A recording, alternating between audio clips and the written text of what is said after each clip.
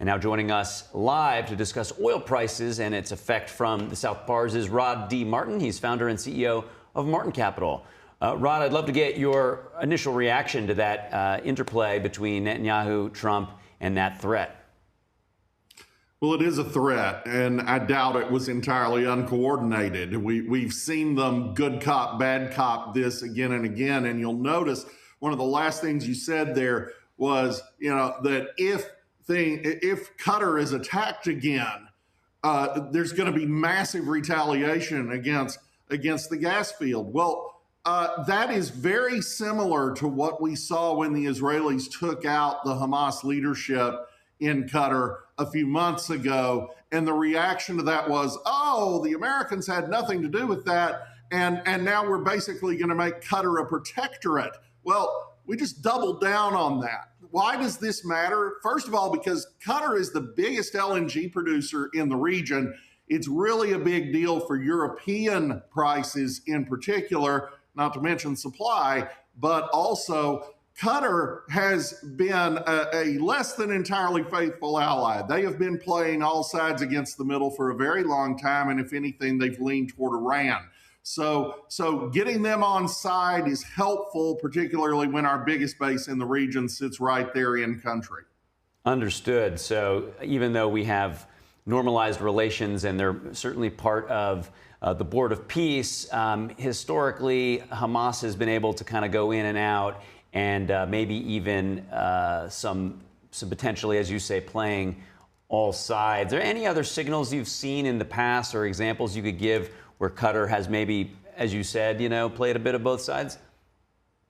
Oh my goodness, the list is nearly endless. They are much more pro-Iranian than they are pro-Western by disposition, just not by business interests. This is a country of about 800,000 people that produces more oil or gas than most countries on the planet could even dream of, and they sell it to the West. They do host that major U.S. base. That's also a source of income.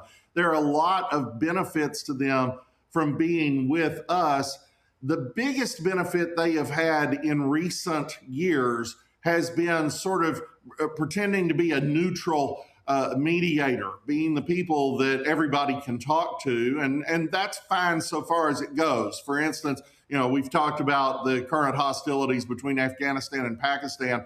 They, along with the Turks, helped to negotiate the ceasefire back in October that obviously hasn't lasted, but it was good for a little while. And that's a positive role for them. But in reality, if we don't keep them hedged in, they go off the reservation. And we really have a problem with them that Donald Trump is solving. Yeah, and as I understand it, the Hamas leadership before October 7th and even after October 7th had quite lavish lifestyles, while the people in Gaza were, struggling significantly. So it's a really interesting point that you allude to. Rod, I do want to try to bring this back to how oil prices are going to be affected. Some allies, including the UK and Japan, they're jumping in now to help with the Strait of Hormuz. Do you think this news would help stabilize oil prices? It will. It won't overnight. I think we'll see some positive movement, but I wouldn't hold my breath. This morning, Brent crude is at 109. West Texas Intermediate's in the mid 90s. These aren't great prices, but they're actually really good prices considering what's going on. And part of the reason, of course, is the 400 million barrels being released from various countries' strategic reserves. Some of this is the insurance facility that the Trump administration's Development Finance Corporation has announced to pick up the slack for Lloyd's of London and others in the city. I have a big article out on that this morning at rodmartin.org. And, part of it is just the realization that this war isn't going to go on a lot longer. Ballistic missile strikes are down 90% for a reason. They're running out. They don't have the factories that produce them anymore. Here's another one for you. They don't have the factories that produce the mines for the Strait of Hormuz anymore. So every mine that gets swept is a mine that can't be replaced. And the allies who actually depend on this oil, we don't, they do, really messed up this week by showing that Donald Trump was correct when he said, we'll be there for them. I don't know if they'll be there for us. Well, it turns out that without arm twisting, they aren't. Even Estonia, which is specialized in minesweeping, sent forces, or is in the process of sending forces, to help America before Britain and Germany. But anyway, they will get there. It will matter. But first, we're going to finish taking out Iran's ability to be able to remine the strait in the event that we start sweeping.